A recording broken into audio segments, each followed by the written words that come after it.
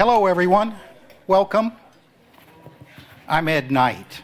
I'm the Executive Vice Chairman of NASDAQ and proud to be the Chairman of the TechNet Executive Council. And we're going to have some good news for you today. Don't you want some good news? I think we all could use some good news. We're going to be talking about artificial intelligence and the role TechNet and its companies are playing in developing what we think is a critical technology for the world and to make the world a better place. As you know, TechNet was founded in Silicon Valley in 1997. We like to call ourselves the voice of innovation. We foster a climate of innovation and competition throughout the economy and in the tech industry. We support not just big tech, but small tech and small business in the United States. We frankly believe artificial intelligence is critical to the continued growth and competitiveness of the U.S. economy at all levels. And you're going to hear more about that today. We want safe and responsible development and deployment of artificial intelligence.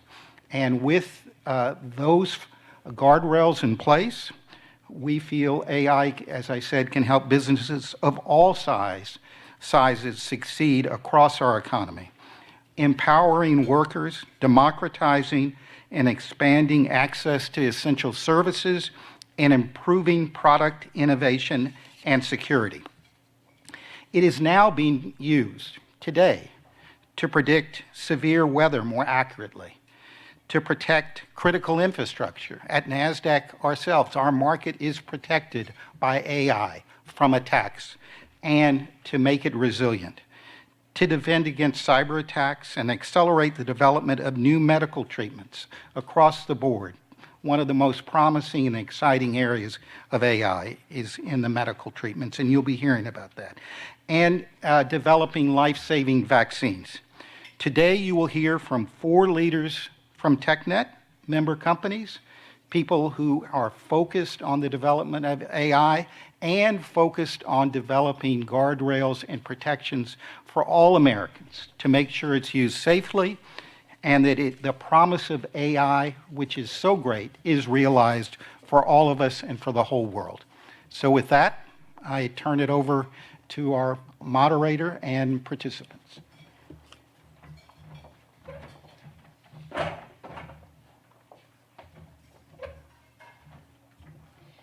Thank you, Ed. I'm Sarah Cott, Senior Vice President of Programming at The Hill. Thank you all for joining us in person this morning, and thank you to everyone joining us online for our event, Advancing America's Leadership in AI. I'd like to thank our sponsors, TechNet, for their support of this discussion. AI headlines are in the news daily, but today we are here to discuss the innovative uses of artificial intelligence, the latest efforts to govern it, and AI's importance to America's global competitiveness and national security. Before we get underway, a few housekeeping notes. If you are here with us in the room, we'll remind you again to please keep your cell phones on silent. But you are welcome to join the conversation on social media. You can follow us on Facebook, X, and Instagram at The Hill Events using The Hill Tech. And with that, I am delighted to welcome Julia Manchester, The Hill's national political reporter, to the stage. She will be moderating our panel discussion today with Rahul Sood, Chief Product Officer of Pindrop, Kent Walker, President of Global Affairs at Google, Kerry McLean, Executive Vice President and General Counsel and Corporate Secretary at Intuit, and Michael Kratsios, Managing Director at Scale AI and former U.S. Chief Technology Officer. Welcome, thank you all. Thank you so much, Sarah, and thank you so much to TechNet and the Hill Events team for really putting on this event. I am no expert in AI, so I'm very excited to chat with some experts today. And you know, it's so interesting because we've heard, especially over the last year, so much about AI, but so many mixed messaging. I mean, there's a huge fun side to it. ChatGPT, I know people can have fun with that, but there's lots of opportunity, like in the open remarks, to predict severe weather, that kind of a thing. But we do know there are questions about national security surrounding AI, privacy, our competitiveness with potential adversaries like China. So I just want to go down the line, and we'll start with you, Rahul. Just where do you think we are in terms of artificial intelligence right now in this moment? I think a lot of people will say we're just getting started.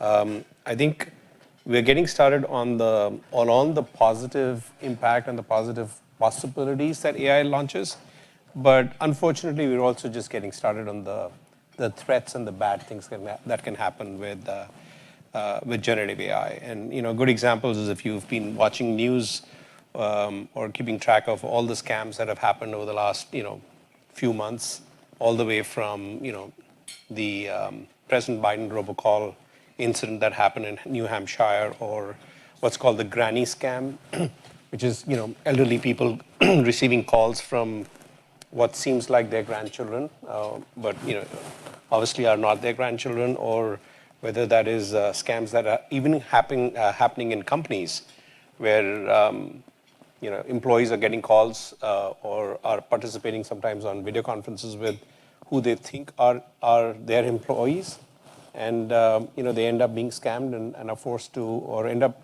doing wire transfers and losing money. So I think we are just getting started. The good news is I think there'll be a lot of productivity gains for the economy, and good things will happen for all of us and the society in general. But we've got to figure out a way to keep track and contain some of the bad things that can possibly happen with AI as well. Absolutely. And Kent, want to get your perspective. I know that Google's been doing lots of experimentation with this. Sure. And first off, let me thank everyone for coming today. It's great to get the tech community, the policy community coming together on these important issues. Rose's done a nice job of alluding to some of the challenges as we work through with the AI issues. Let me touch base on some of the opportunities as well, because it's very true that we're in a race right now, and it's not a space race, it's an innovation race. And one thing I can tell you about innovation races is they often are won not by the first to invent, but by the best to deploy. So it's critical for American leadership in AI that we actually get this right as we roll it out. Now, you've all been using AI for a dozen years, if you've used online search or translate or email or mapping tools. And we've recently had a focus on the chatbot side of AI. But that's only a small fraction of the ultimate potential of these tools. We are seeing dramatic advances from the everyday to the extraordinary in the way science is now being done at digital speed. Those are advances in healthcare, moving a generation ahead with regard to being able to understand how proteins are folded, with regard to energy, being able to capture nuclear fusion reactions and with magnetic fields. AI can help anticipate and predict how to hold those fusion reactions in place for a longer period of time. You heard about the examples in cybersecurity and disaster preparedness. We're also seeing dramatic improvements across the board with regard to materials science.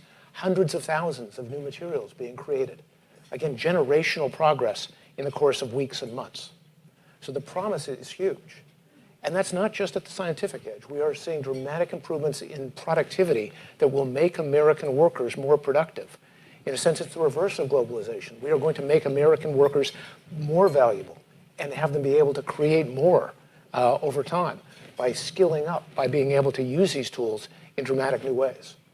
So estimates we're seeing from everyone from Goldman Sachs to McKinsey suggest that the productivity boom from AI could be something on the order of 20 trillion with a T, $20 trillion in the next few years. That's the size of the American economy as a whole.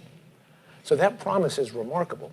And that's the real reason why we need to get this right with regard to the deployment and the appropriate policy safeguards. Kerry?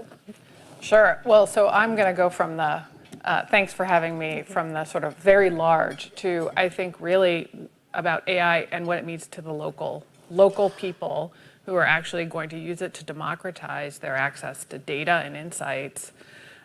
If you think about the potential AI has for our economy, it's huge. And it's not just our economy, big companies. It is actually small businesses who are really the local backbone of all of our economy. Their access to tools, digital tools, actually has helped provide them with more success than anything else. And access to digital tools that use AI and provide them with insights around how they can better run their businesses lead to more successful small businesses, which leads to a better economy for us overall. And so while, yes, We have to develop these things responsibly. There has to be protections and safeguards. We have to also think about the people who are going to be enabled by AI in their businesses, in their jobs. People get smarter, businesses get smarter, they're able to actually prosper because of it. We have to consider that actually in mind as we're thinking through everything that we need to do around this. Yes, it needs to be safe, it needs to be accurate, it needs to be protected of our privacy, but it also needs to help enable us. And I think that's where I think we need to have more conversation, because the democratization of the access to these tools is really what is going to enable us to be more prosperous as a community. Right, and round us off, Michael. Yeah, the only thing that I would add, I think Ken did a terrific job in sort of highlighting some of the benefits. I think the one thing we always have to keep in mind for this technology, compared to many other breakthroughs that have happened over the years, is the actual democratization of the creation of the technology itself. And what's so unique about this, if you think about kind of some of the other big booms that we've had over the last 20 years, whether it be cloud or compute, or even operating systems for mobile devices, those are all American technologies that we have generally dominated globally on. With artificial intelligence, particularly the creation of large language models, you're seeing a real democratization of that. If we were having this conversation a year ago today, the best performing open source LLM, large language model in the world, would have been created by UAE, called Falcon. Over the course of the last year, a team of 10 people, now it's a company of 40 in France, has one of the best performing open source models in the world. So the barriers to entry on some of these high-end state-of-the-art models are lower than you would think. So I think it's more imperative than ever for us as a country here in the United States to ensure that we maintain our leadership position. We were the ones who had the greatest breakthroughs that led to ChatGPT and all these other great inventions. So it's imperative to create sort of a policy structure that allows us to maintain this leadership while we see so many others around the world desperately trying to catch us. And Michael, you worked at the other end of Pennsylvania Avenue as the chief technology officer at the White House. What should the government be doing when approaching AI going forward? Yeah, I mean, my general sense, I think the most important thing that the U.S. should do should be put policies in place which can continue to ensure that we're driving technological innovation here, but also at the same time protecting American citizens. And I think the easiest way to sort of think through that is by focusing AI regulations on industry and sector-specific approaches to regs. So think about things like the FDA should be the ones continuing to do the regulations around AI-powered medical diagnostics, not create sort of one-size-fits-all AI regulations that some other parts of the world are potentially pursuing. Right. And you talk about, regulation and, the citizens' role in this. Rahul, I was actually in New Hampshire earlier this year when that fake robocall went out. And there was actually another instance earlier last year. I was covering the DeSantis campaign, and they had rolled out this ad that had a number of pictures with Donald Trump and Anthony Fauci. But one of the pictures was AI. And a number of reporters, including myself, we were fooled. And it seemed trivial at the moment, at first, but it did sort of have this ominous undertone of, what could this mean going forward? Are you concerned about the state of AI, I guess, going into elections, not only in the United States, but globally this year? So let me first start with the positive. I think technology exists for us to be able to detect, these fakes or synthetically generated content that might be going around as real content. And I think, so that's the good news, that, as you look at the arms race, if you will, between good AI and bad AI, I think, good AI is in front and can catch, most of these deepfakes. The challenge, I think, for us as a society really is how do we, and I think this goes back to one of the comments that Michael made, how do we put safeguards so that an average person can feel safe, right? That they know that they're not going to get scammed. They can trust the information they are seeing or the information that is being served to them, whether that's on a phone call they're receiving, or whether that is on a media channel, or whether that's on a social media channel, or any other platform. I think we need to get to the state where, just like today, when you go to a food store and you go to a retail grocery store and you pick up an apple and the apple is safe. I think an average citizen needs to feel the same level of safety or confidence or trust in any piece of information they're accessing. And for us to get there, I think there is a big role that policy and regulations has to play. And I think taking a look at this as a supply chain and how do you really protect the entire supply chain of information is probably one way of looking at it. The good news is we as a society know how to handle these situations. We've done it in other areas. Food safety is a very good example. So I'm very optimistic that we will find a way around because A, the technology exists, and B, a lot of smart people are thinking about how to solve this problem. So Kent, zooming out from a global perspective, Google is obviously a very global company. What is global AI governance efforts? What are they looking like? And really, what can the U.S. learn from those efforts in terms of approaching AI? I would say they're going surprisingly well, actually. You've seen a great deal of alignment around some of the core principles. The G7 came together with the Hiroshima AI process and set forth 10 different principles that have been a guiding approach for a variety of different things. It's a nice coincidence. We have the Prime Minister of Japan in town this week. Japan, it's an interesting model because Japan has a demographic challenge, and there are more robots per capita in Japan than there are anywhere else in the world. It's partly because they need the productivity boost that they get from robots and that they will get from AI. And I think this is a lesson for the rest of the world as we think about these challenges. So as we go through the various safety institutes that are being created, the new legislation you're seeing in Europe, the executive order here in the United States, the NIST risk management framework, I think there's a lot of positive alignment. But we have to remember, this technology won't take care of itself. We do need to make sure we have a concerted effort to move forward. If you look at China, the Premier of China just announced their AI Plus initiative to try and turbocharge Chinese investment in large language models. China has 120 large language models that are public already. So how do we in the United States have a regulatory framework that is enabling? It's not that we need a government subsidy, but we do need to have a supportive structure that strikes a balance with copyright, works out the issues that are out there with regard to privacy. And there's new legislation pending at the federal level that would create an aligned U.S. approach there. How do we avoid the fragmentation of different states regulating in different ways? In California alone, there are 53 different AI bills pending in the legislature today. So aligning there and then making sure that we're looking out for the workforce and taking advantage of the possibility of upskilling our folks through private efforts, and public-private partnerships, community colleges and more. Those are all going to be an important part of making AI a success. Kerry, Intuit has done a lot in terms of AI to help medium-sized businesses, small businesses. Talk about how AI has affected customers and maybe made their experience better and easier. So AI, as Ken has said, AI has been in our products for many, many years behind the scenes, helping people get more for their refund, right? Understanding what deductions are right for them. So if everyone has not yet filed their taxes, now is the time. Getting close. I thought you were doing that for me. Yeah, I am going to do that for you. And AI will actually at some point do that for you. It will take a lot of time and some investments in things like accuracy and all those things.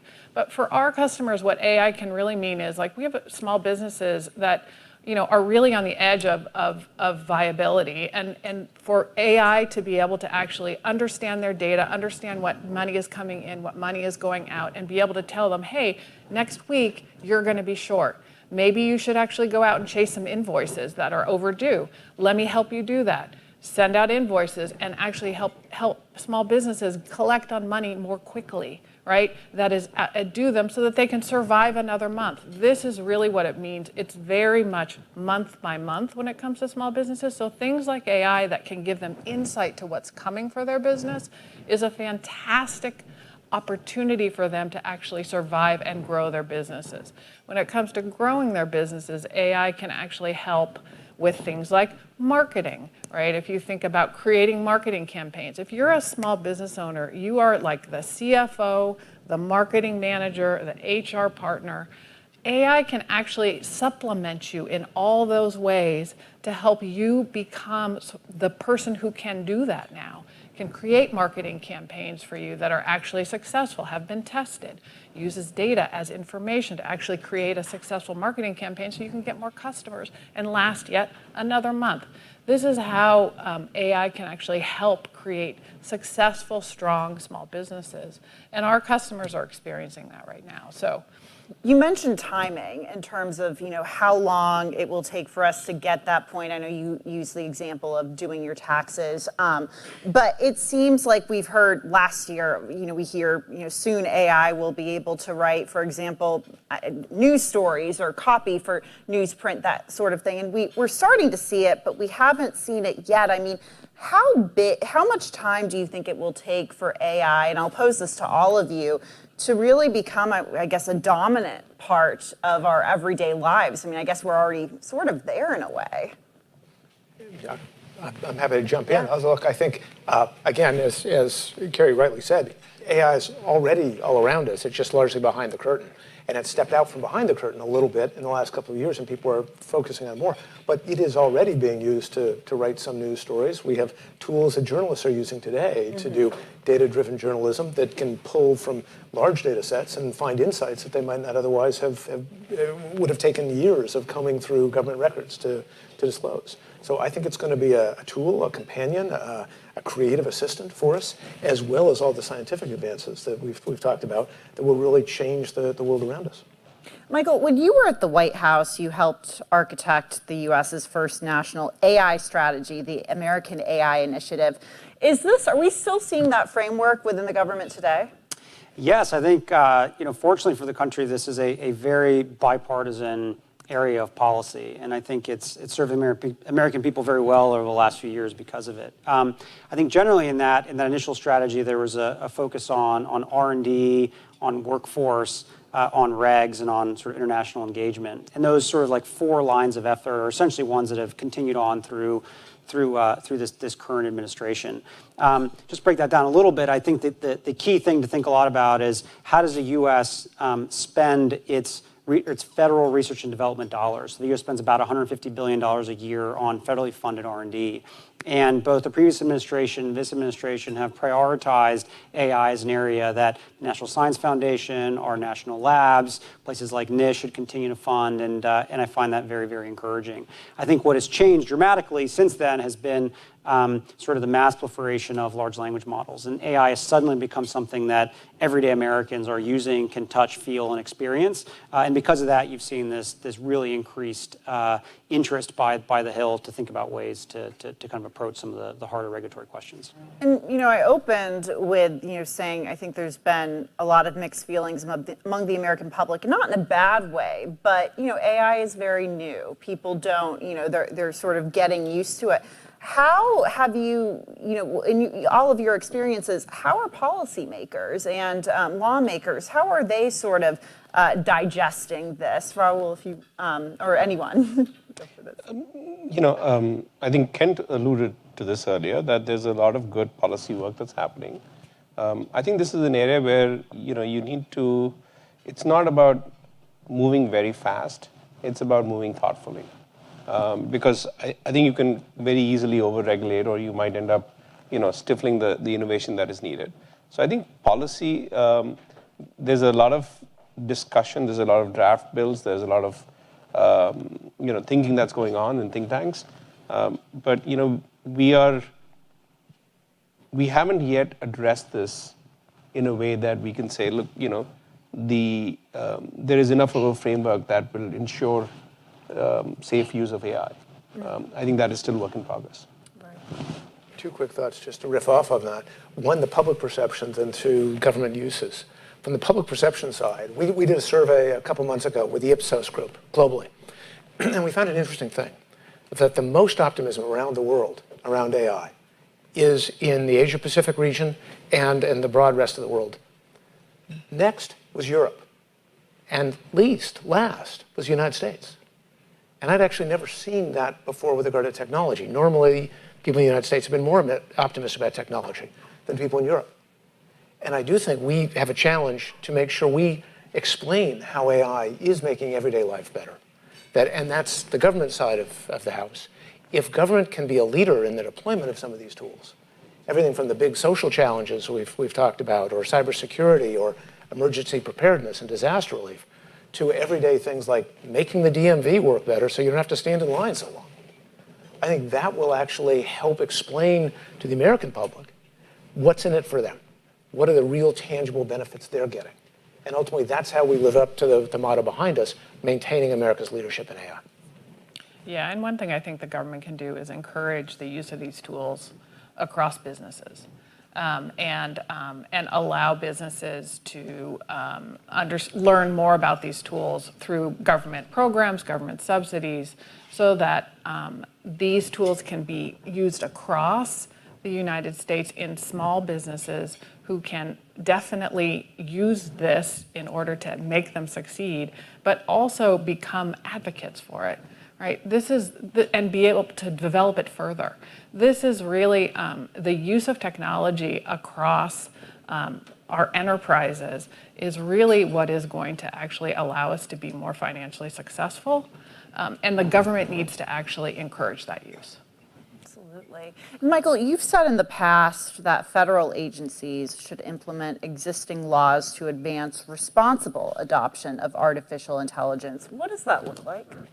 Yeah, I mentioned it a little bit at the top, but I think the core insight there is that there have been decades, if not centuries, of work done by a lot of these agencies on how to regulate particular domains. We don't ask HHS to regulate vehicles and vice versa. And I think if you think about it in the fullness of time, there have always been new technologies that have happened. The cars that were initially being developed 50 years ago are very, very different than the ones today. Yet Department of Transportation over time and NHTSA have figured out how to deal with these new technological breakthroughs and have kept, by and large, American automobiles safe. And I think the same kind of philosophy, I think, should present itself with AI. And the general sort of thesis behind all of it is that essentially, artificial intelligence is a ubiquitous technology that will appear in everything we do, from the way that banks operate and folks like the SEC and others are regulating them, to the way that medical diagnostics are created and drones fly and autonomous vehicles drive. And I think what's important is that sort of the experts in those individual domains continue to be the ones who are leading the regulatory efforts on them. That being said, and as we saw a few weeks ago, the Office of Management and Budget, the White House put out sort of generalized guidance to some of these agencies as they think through how their individual industries are impacted by this.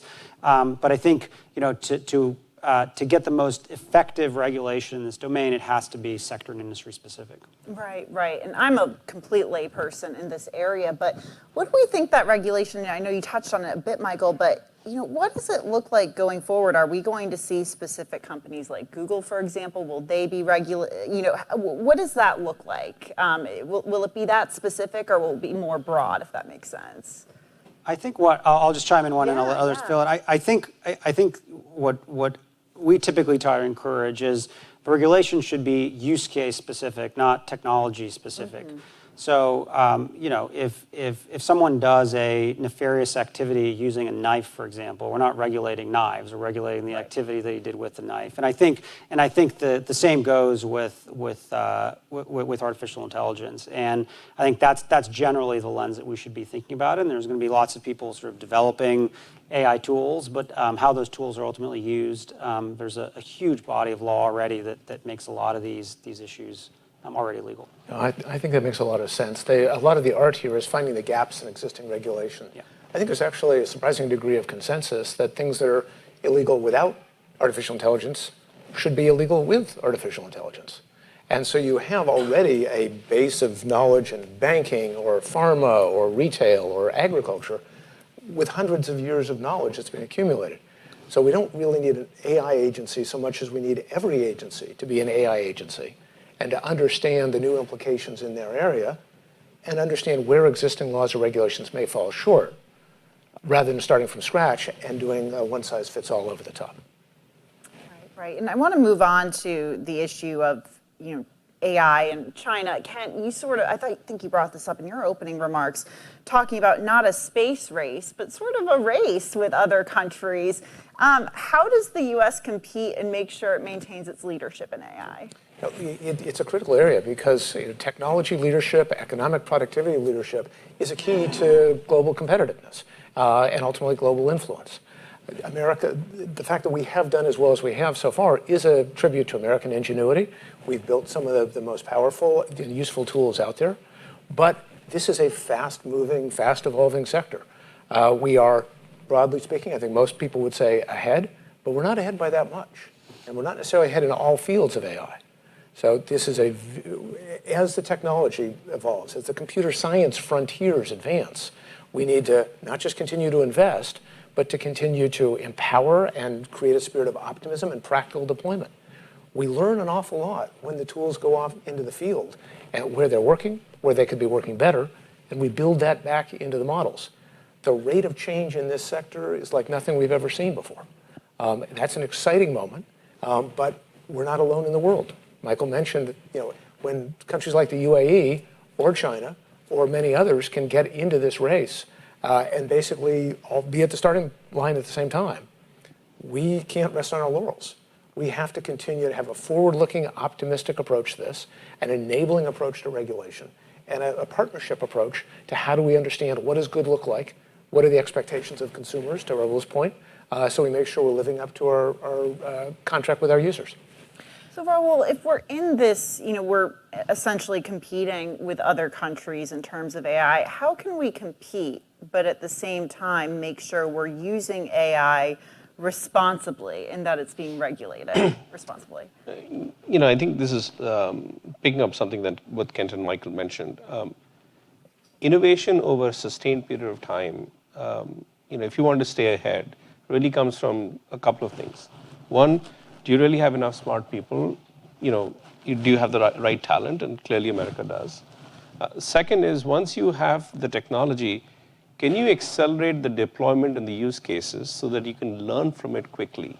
You can shrink the time it takes to learn so that you can do the second version, the third version, and the fourth version of the technology really, really fast. And that's what's that's what's really needed. And the United States has done this really well with previous technology breakthroughs, and so in some ways we have the muscle memory to do it again. I think to drive deployment at a large scale across across our economy, across all industries, that's where you need to provide confidence, and you need to provide guardrails both for businesses but also consumers. Right. And Kerry, I know that Intuit works with, like I said before, medium and smaller size businesses, but we're seeing businesses of all sizes getting into AI. What do you think larger sized companies can learn from Intuit and how it's handling this? So, as we've all talked about, AI has been part of our infrastructure for a very long time, and some of those things that we've implemented include governance across our company around how we implement AI, principles around how we implement AI, oversight from executives of the use cases of how we implement AI to make sure it actually is consistent with our principles and consistent with the law and is something that we can actually ensure that our customers trust in. And so, having a governance process across a company is something that I think all companies will need to implement over time as they bring AI into their processes. If they use them to help supplement workers, they'll need to have governance across that around things like privacy, security in particular. Are we controlling for things like bias? All kinds of things that a governance process can control for. I think companies are going to need to implement those kinds of processes as they both distribute AI through their customers and have their customers use it, but also just as they use AI internally to actually supplement the work in the company. Right. And on the other end of that spectrum, in terms of companies, Kent, Google's a very large company, but I know that you all have been experimenting with using AI in search. And off to the side earlier, we were chatting about this function, and I'll oftentimes just put random questions into Google, and I've really enjoyed it. I've learned a lot. How has that been going? What's been the user response, and how do you guys plan on growing from that? It's a fascinating challenge because we have been working on these tools for many years. A lot of the innovations actually came out of some of the papers that we were publishing, but we have been a little cautious to launch these tools into search, and we are gradually throttling that up, in part because we have a responsibility to the users who use our services. We have something like 7% of the queries coming into Google are for healthcare. kinds of questions. You do not want a hallucinated answer to a question of what's the right dosage of Tylenol for a 6-month-old, or I'm having a heart attack, what should I do? So we're balancing the notion of the usefulness of the AI summarization function and the need to ground it in authoritative information and not showing it in certain high-stakes queries, but showing it more and more where it can be useful to users. And I think we're getting that balance about right, but it's something, again, that we learn by doing.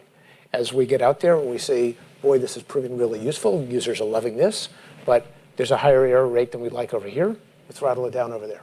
We're obviously across the industry working to have reducing the problem of so-called hallucinations, where the AI models go off and create their own reality. That number is coming down constantly. And we can use our traditional expertise in search to ground across some of the most authoritative sources on the web to make the tools even more resilient and more reliable and more trustworthy for users. Absolutely. And I want to move on to the topic of AI and the economy. I know that we've touched on this sort of throughout this discussion, but I just want to get a sense as to, how what we can expect to see in terms of, AI fueling the economy. What does that really look like? I'll pose it to all of you. Maybe let me kick this off. I think several people have come out with this quote about it's not too far-fetched to think we'll get to $1 billion company with just one employee, right? And I think in our own, Pindrop is a relatively small company as compared to Google and Intuit. We are already seeing pretty dramatic improvements that you can get from using AI the way it exists today. Whether that is productivity of developers writing code, whether that is productivity of some of our customers, our call centers, whether there's productivity of call center agents with the tools that they can get for call summaries, whether the tools they can get for fraud case analysis. So the productivity benefits are already evident, and these are pretty dramatic improvements. These are on the lower end, I would say 20-30%. On the higher end, 100-200%. So I think the promise of the technology is there. The proof points are pretty real. This is not hype. This is actually this is things that you can touch and feel. Let me share the insights from two economists, one from the East Coast and one from the West Coast. David Otter at MIT has argued that AI may well be a boon for the middle class. And he uses the example of nurse practitioners. A generation ago, we didn't really have nurse practitioners. We had nurses, we had doctors. But we've been able to upskill nurses to actually provide the services that doctors used to provide, which is great for them and great for their patients in areas who may not have access to doctors. But now with AI, you can actually increasingly do the diagnosis, understand the potential implications, the side effects, et cetera, and empower workers in a way that you could never have before. And that's true in the United States, and that's true around the world in areas that might not have a doctor within 100 miles. So I think that's a very positive vision. The second economist is a fellow by the name of Eric Brynjolfsson, who's currently out at Stanford. He wrote an article called The Turing Trap. Now, you all may have heard of the Turing test. You'll know that AI has become really powerful when you can't tell the difference between AI and a human behind the screen. What Eric argues is that we have to be careful not to design AI to replace workers, but rather to complement workers, to be a tool that they can use to make themselves even more productive and more valuable. And that's, I think, a challenge for the industry as well as government as we think about this. The goal is to have a companion, a tool, an empowering agent, not a replacement agent. That's a really interesting point, because I know in the media industry there has been some concern about that. What does our role look like? Will we be replaced by AI? But I mean, is the onus on companies to make that clear? In a sense, I mean, I know there's some anxiety about it. Yeah, there's no question. But I think the evolution of the American workforce is really remarkable. We have a very dynamic. Remember, we say we lose 6 million jobs a year, but we gain 6.5 million jobs a year. And so making sure we can help people with that transition as their roles are redefined. So maybe a reporter becomes an editor becomes a curator of other content. Reporters can use these new tools in interesting ways to open up new vistas. Yeah, it's an important distinction the natural tendency for businesses is to say, how do I take my existing processes and make them more efficient and have them use fewer people? But that's only the first order response. The second order response requires an active imagination. You have to think about what things can I do now that I could never have done before? And that's the story of the progress of the American economy. And that's happened again and again and again, and we think this is a great new chapter.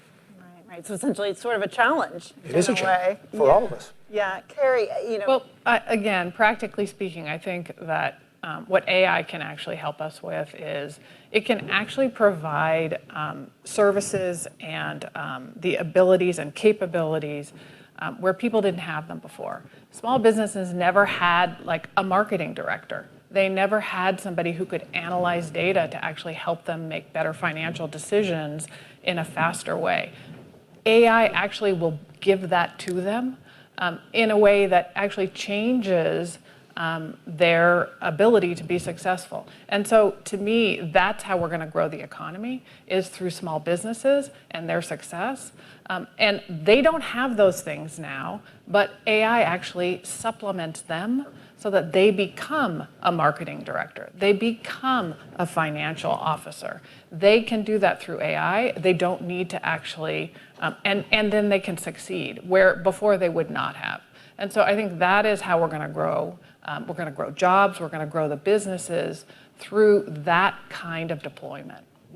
Michael, I'm sorry, go ahead. No, go ahead. Yeah, so from the government perspective, what opportunity, is there optimism in terms of what it can do for the economy? And, when we talk about regulation, I know, like I said, there's some worker anxiety about this. What's that perspective look like? Yeah, I think generally most politicians who talk about this see it as sort of a two-sided coin. There's tremendous opportunity, but somehow there's obvious and noticeable downsides you have to think about and figure out how to deal with. I think to kind of build on what was discussed previously and also tie into how government use case, I think the thing to always think about is remember what the primary ingredients are to high-quality artificial intelligence. And it all comes down really to the data that you use to train these models. And we have seen over this incredible revolution over the last 18 months, all of those models are essentially been trained on publicly available information. So you can ask questions about healthcare or come up with marketing material, whatever it may be. But where the real value and where the real benefit is going to be realized in the years ahead is individual enterprises or companies or governments themselves leveraging the proprietary data that they themselves have that nobody else has access to. So that is why a particular company, let's make it up, Coca-Cola has all sorts of information around the way that they sell their product, develop their product, market it around the world that no one else has. And Gemini will never have access to that, and OpenAI will never have access to that. It is like their secret sauce. And I think what we're going to end up seeing is these companies being able to leverage their own proprietary data to build customized, fine-tuned LLMs that service their particular needs. And that's where you're going to see an unlock of a lot of value and potential. And if you translate that to the government use case, there's tons of government data around the way that we provide citizen-facing services, that we interact with businesses or citizens that can be leveraged to create their own government LLM. So I think that's kind of the next chapter evolution in how we realize the benefits. When you said secret sauce, it kind of made me think about privacy, not for companies and for the consumer. I know this is a sort of nebulous at this point because it's still very new, but what does privacy look like in terms of regulating AI from not only the government standpoint and the corporate standpoint? I can jump in here. Obviously, there's been a lot of focus so far in Europe with their data protection authorities starting to work on this and asking a bunch of questions about how individual data is being used. By and large, these models are not focused on individual data. They pick them up as a side effect of pulling in information that's been public across the web for many years. But we do have to be careful about making sure that they're not inappropriately reciting back data in ways that could compromise individual user privacy. So we've talked about the notion of focus not on the inputs, but on the outputs. That the companies, both the model developers and the deployers, have a responsibility to make sure that there are filters in place so that inappropriate combinations of information, a user's name and their bank account number and their password, aren't somehow spit back out of the model. I think that's a perfectly fair request and one that we need to establish as a norm. I think there's a risk if you go too far on the input side of trying to micromanage how the models are actually being created, that you could actually reduce the amount of innovation we're seeing here. So I think that's the balance to strike. But I think also as companies develop their own internal LLMs with their proprietary data, privacy actually in that data that is used to train that LLM is actually very important. And I think that's where, laws like GDPR and a potential federal privacy law that allows consumers some control over their data actually can help bring more trust into those LLMs and the companies that are employing them. And so, I think there's lots of pieces to it. The data is required in order for these things to be successful. You need the data. You also need to have consumers' trust in what is actually coming out of the companies. And so part of that involves this benefit of, hey, you have to trust us with your data. How can we create that trust? And privacy legislation, federal privacy legislation, where we all are, under one way of doing it, and will create much more trust in consumers and be able to actually allow this technology to move forward.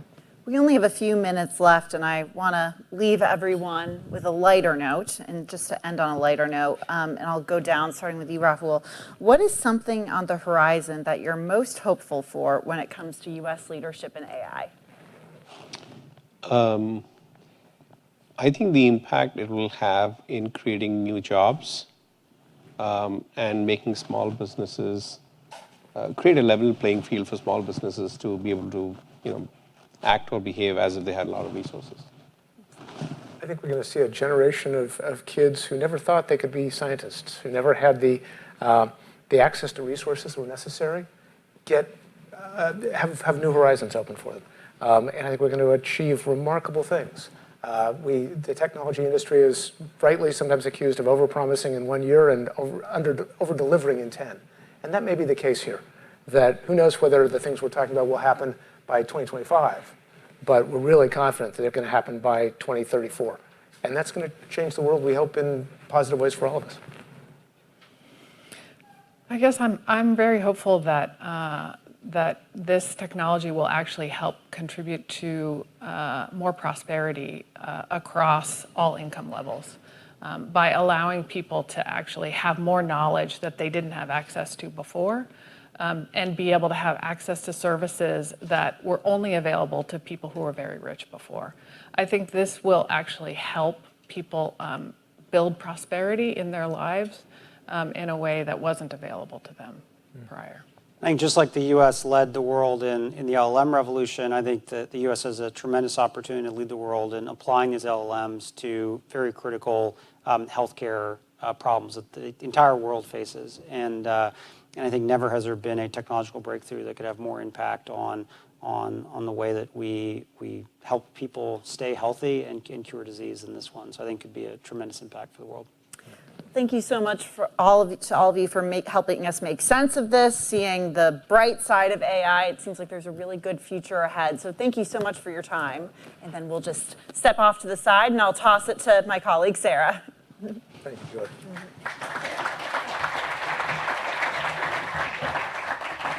Thank you to all our panelists, and that brings us to the end of our program. On behalf of The Hill and our sponsors, TechNet, we'd like to thank everyone who joined us here today in the room and online. If you missed any portion of today's program, the full event video is available on thehill.com. Thank you all. Have a great rest of your day.